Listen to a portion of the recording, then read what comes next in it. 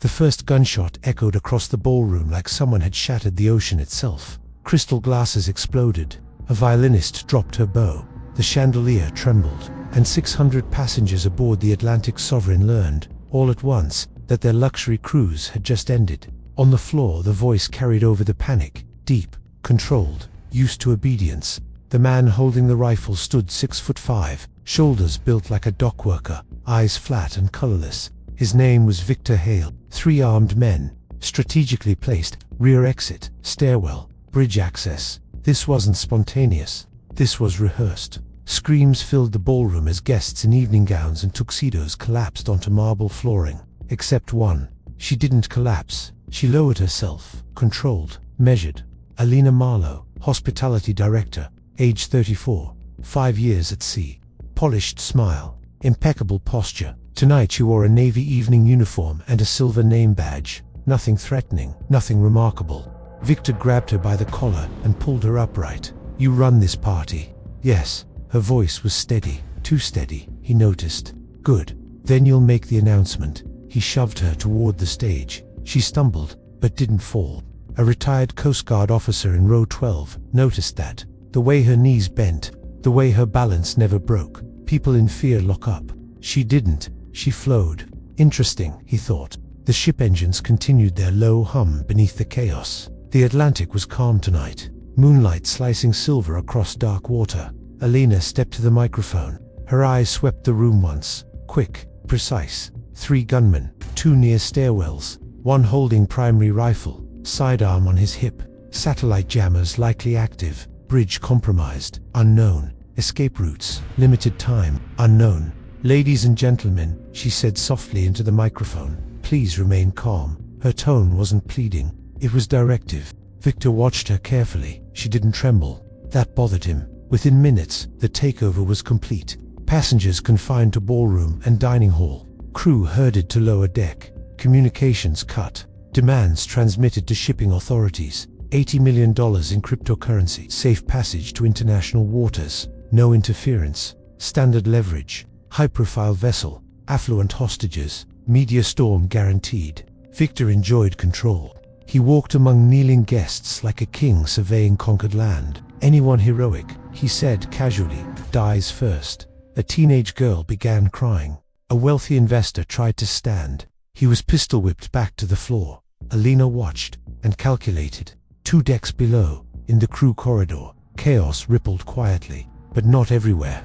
In the ship's operations control room, normally managed by engineering staff, several terminals still glowed faintly. Backup power grid, manual override systems, old analog panels most crews forgot existed. Elena knew they existed. She had helped design them 5 years ago, before cruise hospitality, before name tags and evening galas. Dr. Elena Marlow had worked for Naval Systems Integration Command. Her specialty, hybrid vessel control redundancies, how to retake ships without firing a missile. No one on board knew that, including Victor. Back in the ballroom, tension thickened. A storm was forming. You could feel it in the air pressure. Barometer drop. Wind shift. Elena felt it before she saw it, and so did the Coast Guard veteran.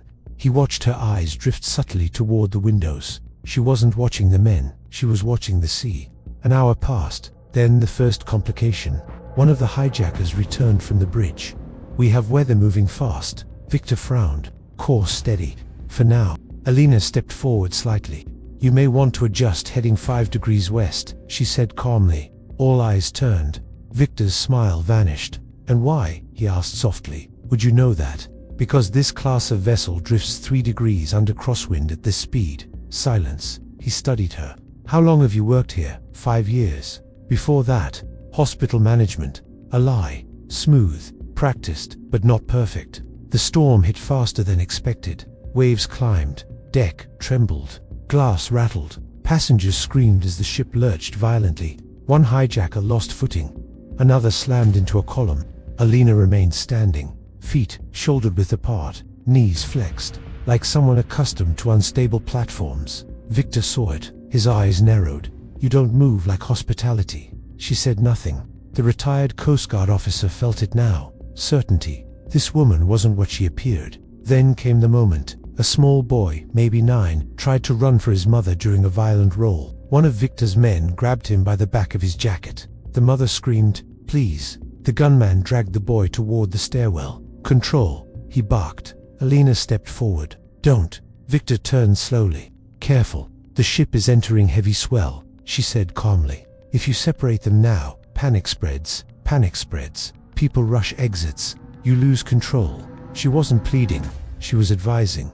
That was the mistake. Victor grabbed her arm hard. "Who are you?" "I'm the one trying to keep your leverage alive." Another violent roll threw everyone sideways. Lights flickered, backup systems kicked in, and for 3 seconds, the entire vessel went dark. Screams, total blackness, metal groaning, wind howling.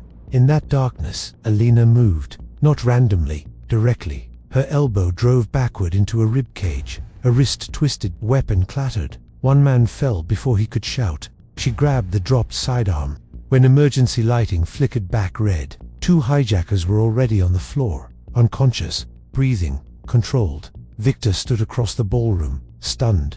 "You." The ship lurched again. She closed distance in 2 steps. Fast, efficient, not flashy. Her knee hit center mass. Her forearm struck his throat. Her fingers pressed against the nerve cluster beneath his ear. He dropped, alive, unable to stand. Time elapsed. Under 4 seconds, when the lights stabilized, 600 passengers stared at her. Not at the men. At her.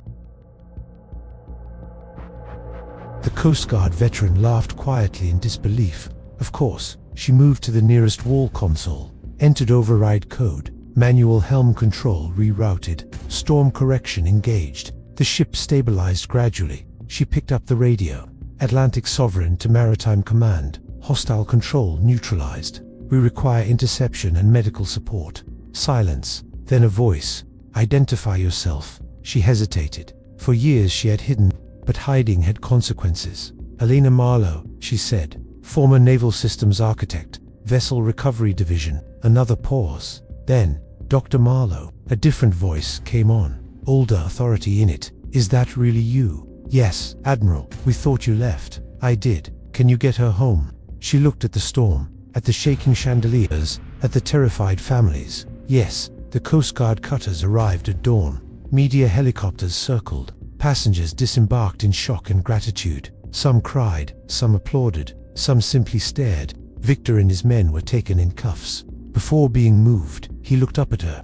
"You were never hospitality." "No," she said quietly. "Why hide?" "Because I was tired of building war. And now," she met his eyes, "now I build protection."